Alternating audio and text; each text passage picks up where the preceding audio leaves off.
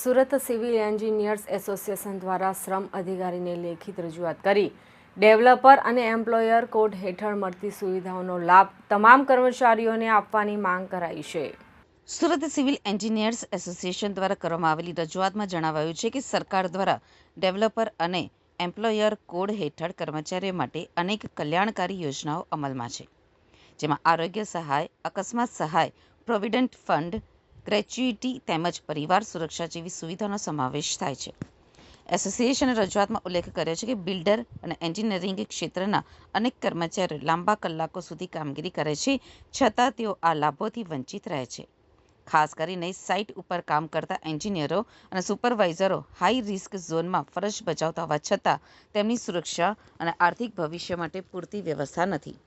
આથી Surat civil engineers એસોસિએશને શ્રમ વિભાગને વિનંતી કરી છે કે તમામ કર્મચારીઓને કાયદેસર મળતા હક અને સુવિધાનો લાભ અપાવવા તાત્કાલિક યોગ્ય પગલાં લેવામાં આવે। આ રજૂઆત બાદ હવે શ્રમ વિભાગ શું કાર્યવાહી કરે છે તેના ઉપર સૌની નજર ટકેલી છે। નમસ્કાર, મારું નામ હિતેનભાઈ ફટાણિયા છે। અમે સુરત સિવિલ એન્જિનિયર્સના બધા મિત્રો અત્યારે લેબર કમિશનર શ્રીને આવેદનપત્ર સોંપેલું છે કે સુરતની અંદર જે સિવિલ એન્જિનિયરો વર્કિંગમાં છે એમનું શારીરિક અને માનસિક શોષણ થાય છે, તો એ અટકાવવામાં આવે। એક તો ગવર્મેન્ટ દ્વારા ફિક્સ કલાકો નક્કી કરેલ છે કે એક દિવસમાં 8 કલાક કામ કરી શકે અથવા તો અઠવાડિયાના 48 કલાક કોઈ પણ એમ્પ્લોય કામ કરી શકે। તો સુરતના સિવિલ એન્જિનિયરોને આ બધા લેબર અને એમ્પ્લોયમેન્ટ કોડના જે નિયમો છે એનાથી વંચિત રાખવામાં આવે છે। એમને નથી કોઈ જાતની સોશિયલ સિક્યુરિટી મળતી, નથી ઇન્સ્યોરન્સ મળતી, નથી પીએફ મળતું, નથી ગ્રેચ્યુઇટી મળતી।